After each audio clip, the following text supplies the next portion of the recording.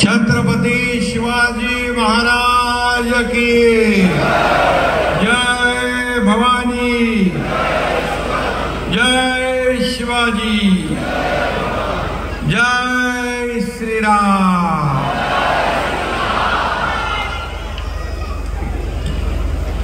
शिवसंकल्प mission 48 या आपल्या पक्षाच्या शिवसंकल्प अभियानाला उपस्थित खासदार राजेंद्र गावितजी, आमदार रवींद्र फाटक, उपनेते प्रकाश पाटील, उपनेते राजेश शाह, जिल्हा प्रमुख तेंडुलकर, निलेश तेंडुलकर, कुंदन संके, वसंत चव्हाण, आपले समन्वयक पांडुरंग पाटील, शरद पाटील, राहुल लोंढे, केदार काळे, ज्योतिताई मेहर, प्रकाश निकम, जगदीश दोडी, ज्योतिताई वाघमारे, भारती गावकर, वैदे वडान, लक्ष्मी चांदणे, वैष्णवी रहाणे, रामभाऊ वारणा, आपल्या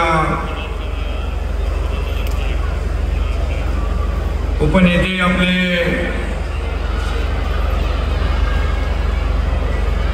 त्यांच्या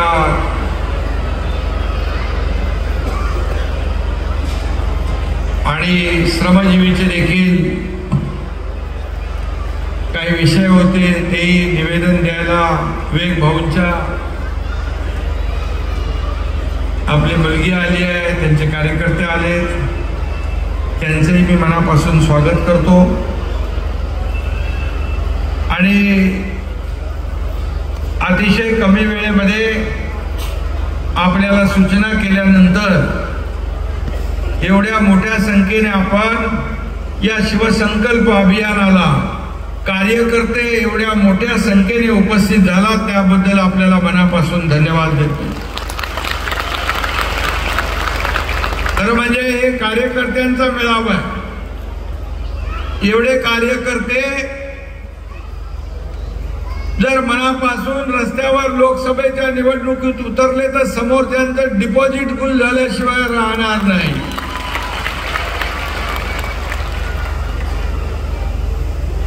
आणि म्हणून जेव्हा जेव्हा आपण मनापासून कामाला उतरतो तेव्हा तेव्हा अटीतटीच्या लढाया आपण जिंकलेल्या आहेत, अटीतटीचा संघर्ष आपण पाहिला आहे। आणि म्हणून मी आपल्या सगळ्यांचं मनापासून या ठिकाणी अभिनंदन करतो।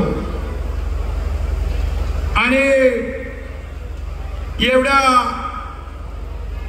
मोठ्या संख्येने आपण आल्याबद्दल खरं म्हणजे शिवसंकल्प हा लोकसभा निवडणुकीची खऱ्या अर्थाने ही आपण एक तयारी म्हणूया। परंतु आज शिवसंकल्प अभियान आपण छत्रपती शिवाजी महाराजांच्या पदस्पर्शाने पुनीत झालेल्या पुण्यातून सुरू केलं आणि जिल्ह्यामध्ये आपण आज शिवसंकल्प अभियान या ठिकाणी आपण पुढे नेतोय। खरं म्हणजे आज आपण महाराष्ट्रामध्ये जर पाहिलं एक वेगळी भावना लोकांच्या मनामध्ये आहे, एक वेगळं प्रेम, एक वेगळा विश्वास लोकांच्या मनामध्ये निर्माण झालेला आपण पाहतोय।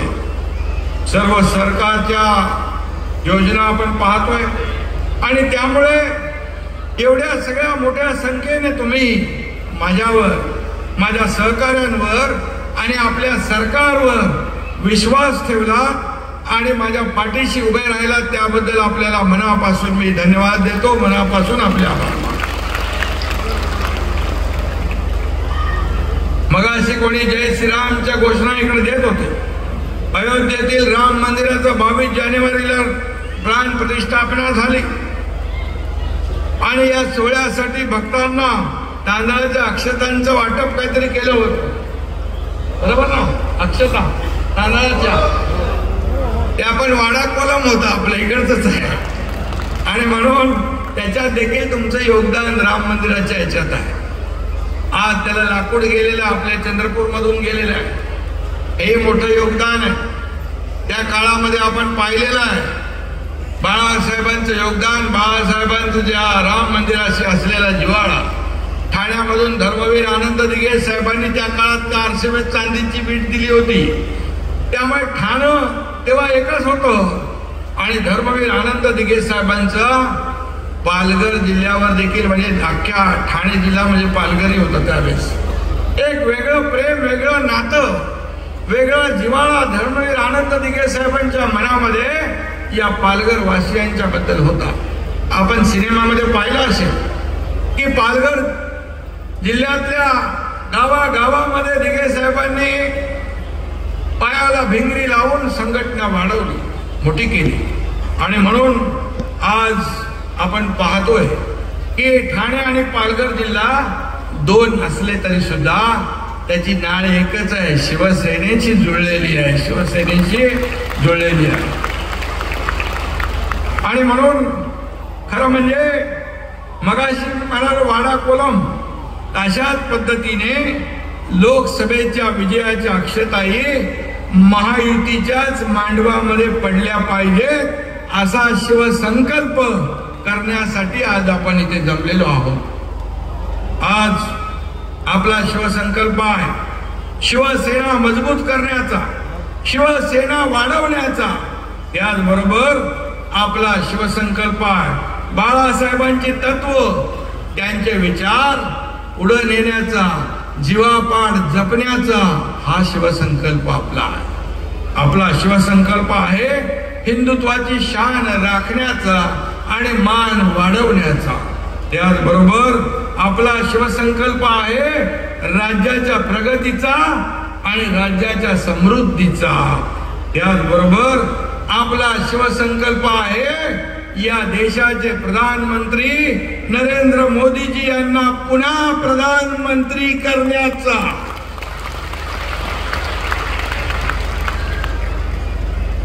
आपला शिवसंकल्प आहे तो विरोधकांना चारी मुंड्या चीत करण्याचा. आणि म्हणून आज आपण इकडे जमलेलो आहोत. कोणताही संकल्प करायचा असेल तर त्याला निर्धार लागतो, त्याला जिद्द लागते, त्याला मनापासून तळमळ लागते. आणि म्हणून आपण सर्व शक्ती आणि पूर्ण ताकद पणाला लावून सोपून देण्याची वृत्ती आपल्यामध्ये आहे. बाळासाहेबांनी आपल्याला शिकवण दिली आहे, धर्मवीर आनंद दिघे साहेबांनी आपल्याला शिकवण दिली आहे. त्याने आपल्याला मार्ग दाखवला आहे की 80% समाजकारण, 20% राजकारण. आणि म्हणून त्या मार्गाने आपण जातो आहे. आज आपण जर पाहिलं तर आपलं राज्य देखील आज बाळासाहेबांच्या विचारांचं राज्य आपण स्थापन केलंय. बाळासाहेबांची भूमिका घेऊन आपण सरकार स्थापन केलंय. धर्मवीर आनंद दिघे साहेबांचे विचार घेऊन आपण हे सरकार स्थापन केलंय. आणि म्हणून धर्मवीर आनंद दिघे साहेबांच्या बद्दल मी आपल्याला बोललो की दिघे साहेबांकडे काय होतं, त्यांचा बँकेमध्ये खातं देखील नव्हतं. एक केवळ जिल्हा प्रमुख पद त्यांच्याकडे होतं, पण त्यांनी आपल्या कामातून एवढा मोठा दरारा निर्माण केला की त्यांचा फोन जरी गेला तरी समोरचा चळाचळा कापायचा हे त्यांचं काम होतं. हा त्यांचा दरारा होता. आणि म्हणून आज दिघे साहेबांच्या दरबारामध्ये आपल्याला न्याय मिळेल अशी भावना त्या काळामध्ये आपण पाहिली. आपण अनेक लोक त्यांचे सहकारी म्हणून काम केलंय. अनेक लोकांनी त्यांच्या सोबत, त्यांच्या सहवासात, त्यांच्या मार्गदर्शनामध्ये काम करण्याचं आपल्याला भाग्य मिळालं. दिघे साहेबांच्या जाण्याला 23 वर्ष झाली, जवळपास 2 तपं लोटली. परंतु आजही आनंद दिघे साहेबांच्या आठवणीशिवाय एकही दिवस जात नाही आपला. एवढा जिव्हाळा, एवढं प्रेम, एवढं आपुलकी आणि एवढं सगळं त्यांनी करून ठेवलंय. आणि म्हणून त्यांची आठवण जरी काढली तरी अनेकांच्या डोळ्यामध्ये चटकन अश्रू येतात। अशा प्रकारचं त्यांनी या जिल्ह्यासाठी, या महाराष्ट्रासाठी स्वतः मला काय मिळालं यापेक्षा मी माझ्या शिवसेनेला काय दिलं हे मानणारे दिघे साहेब होते। मला काय मिळालं यापेक्षा माझ्याकडे प्रत्येक जण अडला नडला गरजू येतोय त्याला काय मिळालं, त्याला कसं समाधान मिळेल हे बघण्याचं काम आनंद दिघे साहेबांनी केलं। आणि म्हणून या जिल्ह्यामध्ये शिवसेना वाढवण्याचं, पुढं नेण्याचं काम आपण करतोय। खरं म्हणजे आज दिघे साहेबांनी त्या काळात माणसं कमवली, त्यांच्या कर्तृत्वाचा अंश जरी प्रत्येकाच्या आपल्यामध्ये आला तर आपण धन्य झालो असं आपल्याला समजता येईल। एवढं कर्तृत्व गाजवून ते गेले।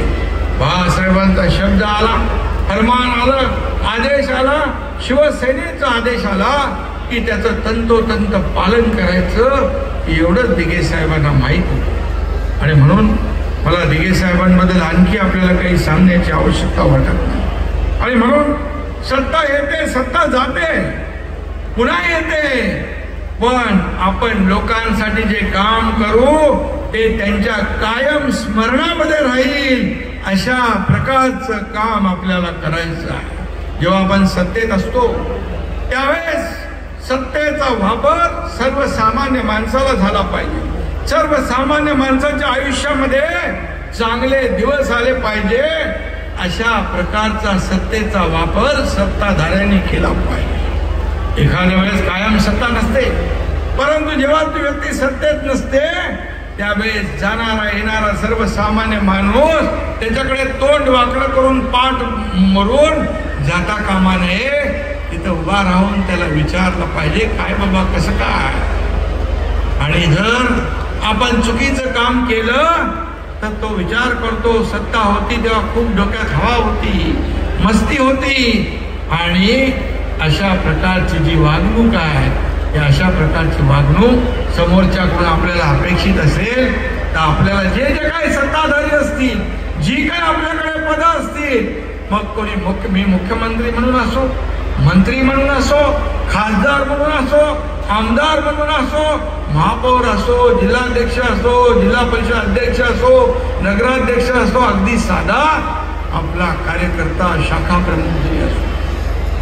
आणि म्हणून आज शिवसेना बाळासाहेबांना अभिप्रेत असलेलं काम, धर्मवीर दिघे साहेबांना अभिप्रेत असलेलं काम आपल्याला करायचं आहे। 2 दिवसापूर्वी काँग्रेस सरकारच्या काळातला व्हाईट पेपर आला। काँग्रेसच्या कार्यकाळात केंद्र सरकारने खरं तर व्हाईट पेपर ऐवजी ब्लॅक पेपर काढायला हवा होता।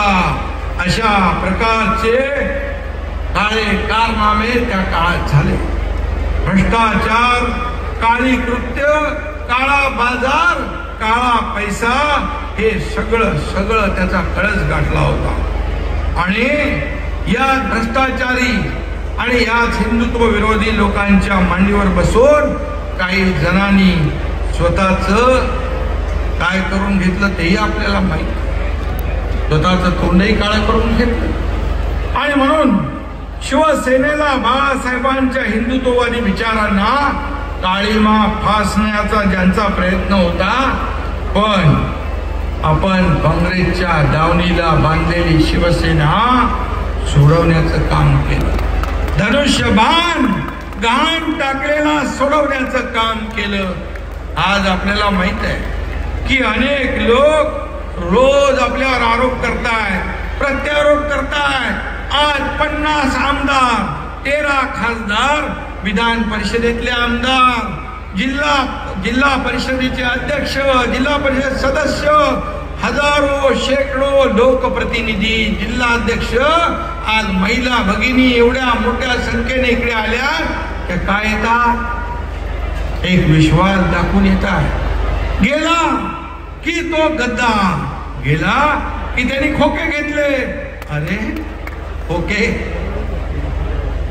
घेतले म्हणायला सोपं आहे, मध्ये कोणीतरी म्हणालं यांना खोके नाही कंटेनर लागतात। आता याचा साक्षीदार माझ्यापेक्षा दुसरा कोण असू शकतो?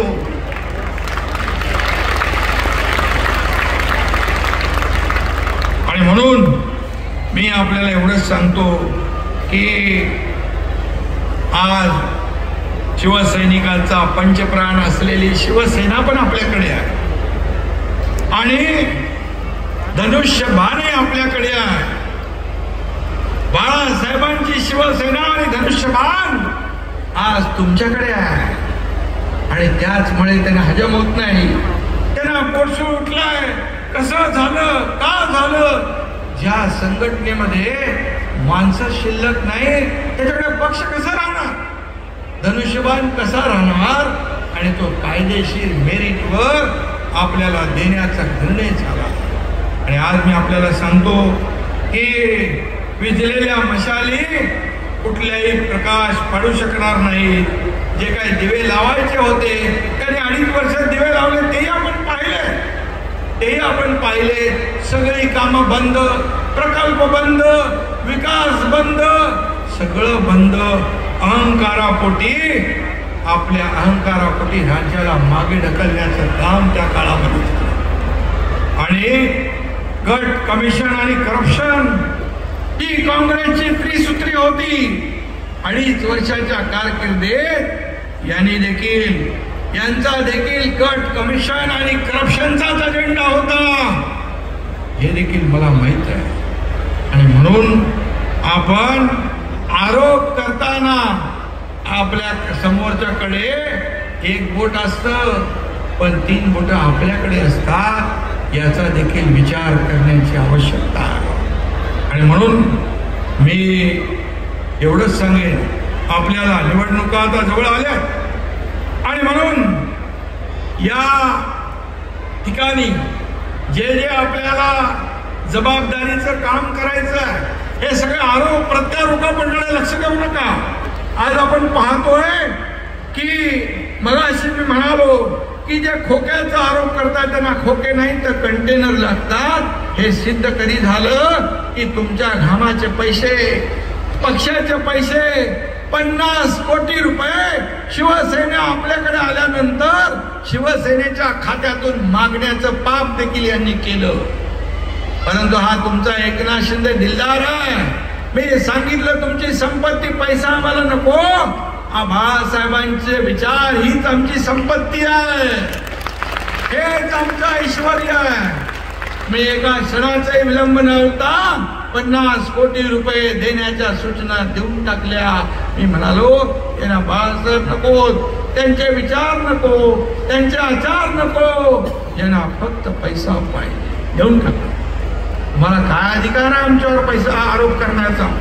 आणि म्हणून कोविडच्या मुंबईमधले आपण वाचलं असेल, अरे बॉडी बॅग मध्ये देखील भ्रष्टाचार, खिचडीमध्ये देखील भ्रष्टाचार, कोविड सेंटर मध्ये देखील भ्रष्टाचार, हे सगळं जे आहे हे आपण उघड्या डोळ्याने पाहिलंय.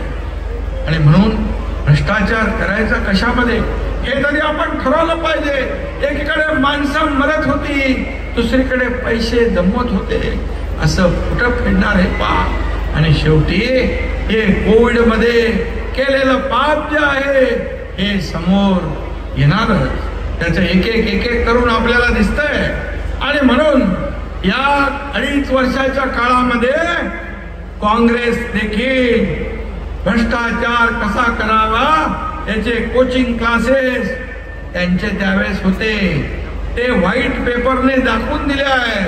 आज सभागृहात दिल्लीच्या त्याच्यावर चर्चाही झाली. आणि म्हणून त्याच कोचिंग क्लासमध्ये अनेक नवे विद्यार्थी पण गेले, त्यांनी त्यांचं शिक्षण घेतलं आणि ते 2.5 वर्षात तेच करू लागले. आणि म्हणून आरोप करताना आपण विचार केला पाहिजे, आपण काय आरोप करतोय आणि कोणावर आरोप करतोय.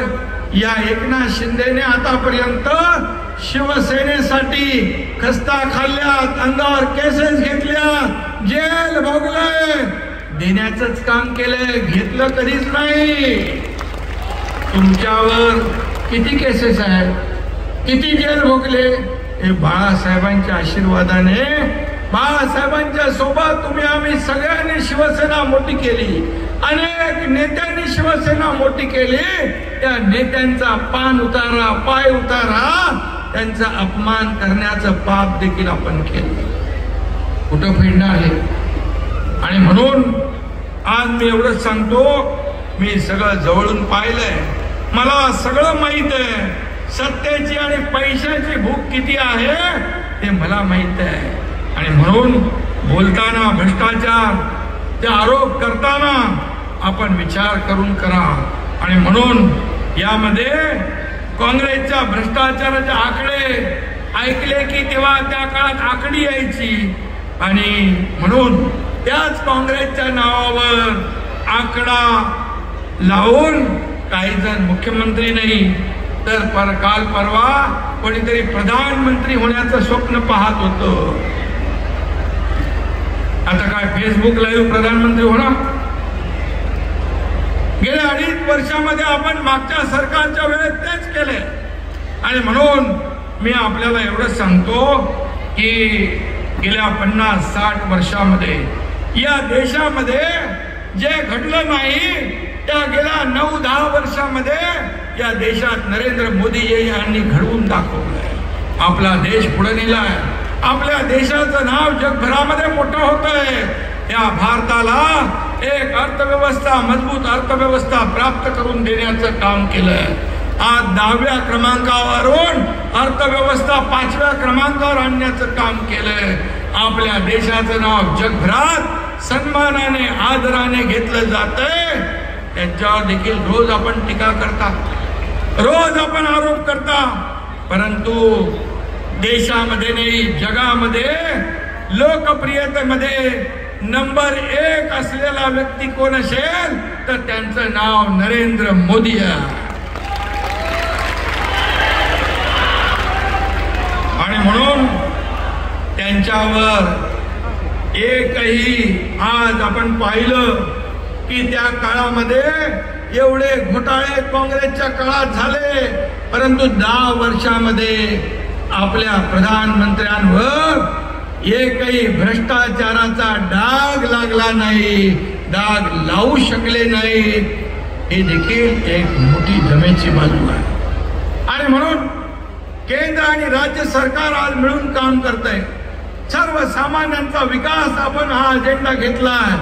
आज मुंबईमध्ये, महामुंबईमध्ये, MMR मध्ये विकासाची कामं सुरू आहे. मीरा भाईंदर पर्यंत विकास होतोय. तो आपल्याला पुढं पालघर पर्यंत आणायचं. आज वसई विरार या महापालिकेपर्यंत MMRDA होती. आता आपण MMRDA पुढे आणली ना. आणि म्हणून आज MMRDAच्या माध्यमातून वर्सोवा ते विरार हा सागरी पूल बांधण्याचा निर्णय आपण घेतलाय. आणि पुढं विरार ते पालघर हा देखील सागरी पूल आपण बांधण्याचा पुढचा टप्पा घेतला. आणि म्हणून MMRDAच्या माध्यमातून देखील या परिसरामध्ये विकास झाला पाहिजे, यासाठी आपलं सरकार काम करतंय. आणि म्हणून या विकासाच्या मुद्द्यावर आज लोकांचे सरकारने निर्णय घेतले. शेतकऱ्यांसाठी, कष्टकऱ्यांसाठी, कामगारांसाठी, या महिला भगिनींसाठी SD मध्ये आपण 50% सवलत दिली. आता माझ्या भगिनी आपल्या नवऱ्याला सांगतात, बाबा तुम्ही थांबा, 50 अर्ध्या तिकिटामध्ये जाते, बाजारात करून येते. बरोबर आहे ना. आणि SD तोट्यात होती, पण तुमच्यासाठी निर्णय घेतल्यावर STचा तोटाही दूर झाला आणि SD फायद्यामध्ये यायला लागली. आज ज्येष्ठांना आपण 75 वर्ष ज्येष्ठांना SD मध्ये मोफत प्रवास दिलाय. आज शेतकऱ्यांसाठी आपण अनेक योजनांचा निर्णय घेतलाय. केंद्र सरकारचे, मोदी साहेबांचे 6,000 रुपये होते, त्याच्यामध्ये राज्य सरकारने परत 6,000 रुपये टाकले. आता 12,000 शेतकऱ्याला मिळणार वर्षाला. हे पहिलं राज्य आहे आपलं. पीक विमा योजना 1 रुपयामध्ये सरकार देणार, शेतकरी 1 रुपया भरणार, त्याचे सर्व पैसे सरकार भरणार. महिला सक्षम करण्यासाठी महिला सक्षमीकरणाचा आपण निर्णय घेतला.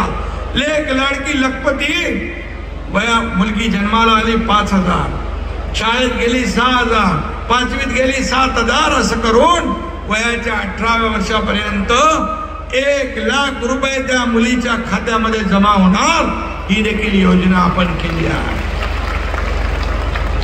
बचत गटाच्या माध्यमातून महिलांना सक्षम करणं, त्यांच्या वस्तूंचं ब्रँडिंग मार्केटिंग करणं, बाजारामध्ये विक्रीला त्यांना मदत करणं आणि रिव्हॉल्विंग फंड जो आहे तो वाढवणं, याचा देखील आपण निर्णय घेतला. पहिले 15,000 होते, त्याचा 30,000 केले आणि आपण त्याच्यामध्ये देखील वेगवेगळ्या योजनांच्या माध्यमातून महिला बचत गटांना सक्षम करतोय. परवा जेव्हा शिवडी नावा शिवाचं उद्घाटन होतं त्यावेळेस प्रधानमंत्री महोदयांच्या सभेत 92,000 महिला बचत गटाच्या महिला होत्या. 92,000.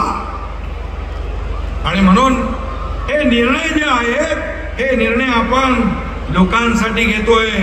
लोकांना मदत होईल, लोकांचे दिवस चांगले येतील अशासाठी घेतोय.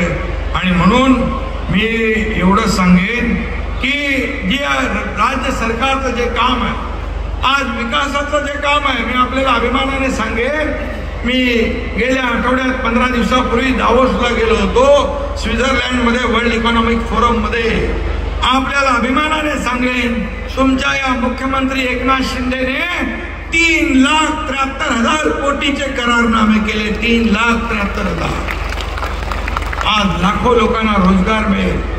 आज महाराष्ट्रामध्ये मोठ्या प्रमाणावर इन्व्हेस्टर येत आहे, उद्योजक येत आहे, कारण आपण पॉलिसी बदलली आहे. सर्वसामान्य माणसाला किंबहुना उद्योगाला परवडेल अशी पॉलिसी केली.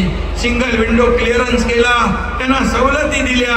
याचं कारण एवढंच की उद्योग वाढले पाहिजेत. उद्योगधंदे वाढले तर रोजगार मिळेल, लोकांच्या हाताला काम मिळेल, महिला भगिनींना काम मिळेल, माझ्या बांधवांना काम मिळेल. आणि म्हणून आज सरकार मोठ्या गतिमानतेने काम करते. आणि म्हणून हे पोटदुखी आहे. आणि पोटदुखी दूर करण्यासाठी देखील आपल्या सरकारने बाळासाहेब ठाकरे आपला दवाखाना पण केला आहे. आपल्याकडे आले की नाही खासदार म्हणून आपला दवाखाना? कमी असतील तर घ्या, कोणाकडे नसतील त्यांनी सांगा. आणि म्हणून बाळासाहेब ठाकरे आपला दवाखाना आपण या महाराष्ट्रामध्ये 700 ठिकाणी सुरू केले. आणि आपण सर्व समाजाला घेऊन पुढे जातोय. इथे मुस्लिम बांधव पण आहे, सगळे समाज सोबत आहे. विकासामध्ये सर्वांना घेऊन आपण पुढे जाण्याचं काम करतो. प्रत्येकाला या ठिकाणी या आपल्या मेन स्ट्रीम मध्ये आणण्याचं काम या ठिकाणी आपल्याला करायचं आहे. आणि म्हणून मोदी साहेबांनी सांगितलं की या कामाच्या जोरावर अब की बार 400 पार म्हटलंय. म्हणजे आपल्या महाराष्ट्राची पण जबाबदारी काय? अब की बार 45 पार ही भूमिका आपली आहे. आणि म्हणून आपण केंद्र सरकारच्या पाठीशी उभे राहिलो या निवडणुकीमध्ये, तर नक्की या राज्याची भरभराट होण्यासाठी, या राज्याची प्रगती होण्यासाठी आपल्याला नक्की केंद्राकडून देखील पाठबळ मिळतंय. आणि म्हणूनच मी आपल्याला एवढं सांगेन की मी फील्डवर उतरून काम करणारा मुख्यमंत्री आहे. आज डीप क्लीन ड्राईव्ह मुंबईत सुरू झालंय, ठाण्यात सुरू झालंय, MMR मध्ये सुरू झालंय, मीरा भाईंदर मध्ये सुरू झालंय. हे पालघर मध्ये देखील संपूर्ण राज्यात आपण सुरू करू. आज परदेशी गुंतवणुकीमध्ये आपलं राज्य पहिल्या नंबरला आहे. आपलं सरकार यायच्या पूर्वी 3ऱ्या नंबरला होतं, आपण पुन्हा पहिल्या नंबरला आलो. आज गेल्या आठवड्यामध्ये देशामध्ये स्वच्छ राज्याचा पुरस्कार आला. स्वच्छतेमध्ये महाराष्ट्र देशामध्ये पहिला नंबर आला. हे देखील आपल्याला सगळ्यांना अभिमान वाटतो. आणि म्हणून आज मी आपल्याला एवढंच सांगेन की किती काही आव्हानं आली तरी सुद्धा, कुणी किती आव्हानं दिली तरी सुद्धा बाळासाहेबांचा, दिघे साहेबांचा वारसा आपल्याला पुढे न्यायचा आहे. हे लक्षात घेऊन आपल्याला निवडणुकीत काम करायचं आहे. कोणी किती आव्हानं दिली तरी सुद्धा माझ्या समोर हा बसलेला बाळासाहेबांचा, दिघे साहेबांचा हा कट्टर शिवसैनिक जेव्हा पेटून उठतो तेव्हा वाघाचं कातड पांघरून आलेला लांडग्याला लोळवल्याशिवाय राहत नाही, हा इतिहास आहे. आणि म्हणून काही लोक म्हणतात, काल कोणीतरी म्हणाले की महाराष्ट्राचा बिहार झालाय.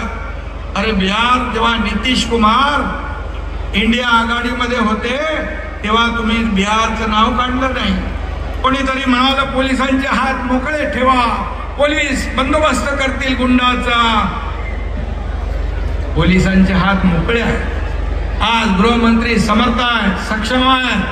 आज तुम्हाला मी एवढंच सांगेन, ज्यांच्या काळामध्ये पोलिसांचे हात यांनी मोकळे सोडले त्यांनी 100 कोटी गोळा केले आणि गृहमंत्री पण जेलमध्ये गेले, हे माहित आहे ना आपल्याला. आणि म्हणून त्यांच्या 2.5 वर्षाच्या काळामध्ये जे गुन्हे केलेले आहे त्याचा पाठपुरावा केला तर मला वाटतं उभाटा सेनेचा तिहार झाल्याशिवाय राहणार नाही. अशा प्रकारचं काम तुम्ही केलं. खरं म्हणजे उल्हासनगर आणि कल्याण येथे झालेल्या घटना या दुर्दैवीच आहेत. या दुर्दैवी घटना आहेत. अशा घटना होताच कामा नये. परंतु या घटनांचं राजकारण होतंय हे त्यापेक्षाही दुर्दैवी आहे. काल अभिषेक घोसाळकर यांचा दुर्दैवी मृत्यू झाला. एक तरुण मुलगा एक जीवानिशी जातो, एक जेव्हा नवीन उमेद असते तेव्हा त्याचा जीव जातो. हे देखील आमच्यासाठी वेदनादायी आहे, दुःखदायी आहे. परंतु त्याचं देखील आपण राजकारण करता, त्याचंही आपण राजकारण करता. त्याच्यामध्ये म्हणता की गोळ्या मारणारा कोण होता. आता फेसबुक लाईव्ह सगळं बघितलं, पोलीस तपास करतात. पोलीस त्याचा योग्य तो समाचार घेतील, जे आरोपी आहेत ते जे कोणी गुन्हेगार आहेत त्यांना अटक करतील. परंतु त्याच्या हत्येमागचं कारण सोयीस्करपणे दुर्लक्ष करून सरकारवर टीका करण्याचा हा कुठला प्रकार आहे. खरं म्हणजे मी आपल्याला एवढंच सांगेन, जे काय आहे ते कधी सत्य दाबलं जाणार नाही. सत्य लोकांसमोर आल्याशिवाय राहणार नाही. कुणालाही पाठीशी घातलं जाणार नाही. हे सरकार सर्वसामान्यांना न्याय देणारं सरकार आहे. कुणाला पाठीशी घालणारं सरकार बिलकुल नाही. आणि म्हणून या आपल्या पालघरमध्ये जेव्हा 2 निष्पाप साधूंची हत्या झाली तेव्हा महाराष्ट्राचा बिहार झाला हे म्हणाले नाहीत ते. मी तर म्हणेन हे एवढे गुन्हे झाले, सुशांत सिंग राजपूत, दिशा सालियन यांच्या हत्या आत्महत्याचं जे प्रकरण झाले त्यातले देखील पुरावे मिटवण्याचं काम केलं तेव्हा त्यांना आठवलं नाही. त्याचबरोबर अंबानी उद्योजक यांच्या घराखाली जेव्हा बॉम्ब ठेवले गेले त्यावेळेस त्यांनी विचार केला नाही की आपलं महाराष्ट्र आहे की आणखी काय. आणि म्हणून याचं आत्मचिंतन केलं पाहिजे, आत्मपरीक्षण केलं पाहिजे. हनुमान चालीसा म्हटलं म्हणून ते खासदार आणि आमदार यांना जेलमध्ये टाकून दिलं, देशद्रोहाचा गुन्हा दाखल केला, मुख्यमंत्र्यांवर टीका केली म्हणून नारायण राणे यांचे गृह केंद्रीय मंत्री असताना त्यांना जेवणाच्या ताटावरून उठवण्याचं काम तुम्ही केलं. हे विसरला, हे विसरत आम्ही विसरणार नाही. आणि म्हणून मी एवढंच सांगतो की खालच्या पातळीवर जाऊन टीका करताना विचार करा. आमच्या देखील सहनशीलतेचा अंत पाहू नका. मी एवढंच सांगतो, आमच्या सरकारमध्ये सूड भावनेने कुठलाही निर्णय आम्ही घेणार नाही. सूड भावनेने कुणावरही कारवाई आम्ही करणार नाही. पण जो आरोपी असेल त्या आरोपीला, गुन्हेगारालाही सोडलं जाणार नाही, हे मी या ठिकाणी सांगू इच्छितो. आणि म्हणून कायदा सुव्यवस्था राबवण्यासाठी गृह विभाग आणि गृहमंत्री सक्षम आहेत, मगाशी मी म्हटलं. आणि म्हणून मी आपल्याला एवढंच सांगतो की जे काय आता निवडणुकीचा काळ पुढे सुरू होतोय, शिवसंकल्प अभियान आपण सुरू केला. शिवसंकल्प काय आहे हे मी आपल्याला सांगितलंय. आणि म्हणून येणाऱ्या प्रत्येक निवडणुकीमध्ये महायुती म्हणून आपल्याला निवडणुका लढवायच्या आहे. मोदीजींचे हात बळकट करायचे आहे, कारण लोकसभेची पहिली निवडणूक येते आहे. आणि म्हणून आपण सगळे सज्ज होऊया आणि या महाराष्ट्रामधून येणाऱ्या लोकसभेच्या निवडणुकांमध्ये 45 जागांपेक्षा जास्त जागा आपण जिंकल्या पाहिजे हा संकल्प करूया. पुन्हा एकदा मी आपल्या सगळ्यांना मनापासून या ठिकाणी धन्यवाद देत असताना मला या ठिकाणी काही निवेदनं आलेली आहे. वन जमिनी हक्क त्यासाठी देखील आपण निर्णय घेऊ. गावठाणाच्या जमिनीचा एक विषय आहे, त्यासाठी देखील आपण निर्णय घेऊ. पेसा भरतीमध्ये ओबीसी आणि आदिवासी जो विषय आहे त्याचीही बैठक आपण घेऊ. आणि त्याचबरोबर जगदीशने मला आठवण केली, कन्यादान योजनेमध्ये 10,000 रुपये होते ते आपण 25,000 केले, त्याचा देखील आपण GR तात्काळ काढू. एवढंच मी या प्रसंगी सांगतो. पुन्हा एकदा आपल्याला सांगतो की हा पालघर हा शिवसेनेचा बालेकिल्ला आहे. आज शिवसेना, भाजपा आणि अजितदादा पवार, राष्ट्रवादी काँग्रेस आणि इतर जे आपले मित्र पक्ष अशी महायुती आपली आहे. आणि या महायुतीच्या माध्यमातून येणाऱ्या लोकसभेच्या निवडणुका आपल्याला लढवायच्या आहेत. आणि लोकसभेच्या निवडणुका आपल्याला जिंकायच्या आहेत. त्यानंतर येणाऱ्या विधानसभेच्या निवडणुकांमध्ये देखील महायुतीला जबरदस्त असं यश आपल्याला मिळवून द्यायचं आहे. एवढंच आपल्याला सांगतो. आणि या शिवसंकल्प अभियानामध्ये आपल्याला मी एवढं सांगेन की शासनाचे जे निर्णय आहेत हे निर्णय लोकांपर्यंत पोहोचवण्याचं काम शिवदूत म्हणून आपण करा. घेतलेले निर्णय त्याचा लाभ लोकांना मिळाला पाहिजे, जनतेला मिळाला पाहिजे. एवढं काम आपण जर केलं, मला वाटतं एवढे निर्णय सर्वसामान्य लोकांसाठी आपण घेतले, हे सरकार सर्वसामान्यांच्या आयुष्यामध्ये बदल घडवल्याशिवाय राहणार नाही हा विश्वास या ठिकाणी व्यक्त करतो. आणि पुन्हा एकदा सांगतो, हा एकनाथ शिंदे माझ्या शरीरामध्ये रक्ताचा शेवटचा थेंब असेपर्यंत या महाराष्ट्रातल्या जनतेची सेवा हा एकनाथ शिंदे करेल हा शब्द आणि विश्वास आपल्याला देतो. धन्यवाद. जय हिंद, जय महाराष्ट्र.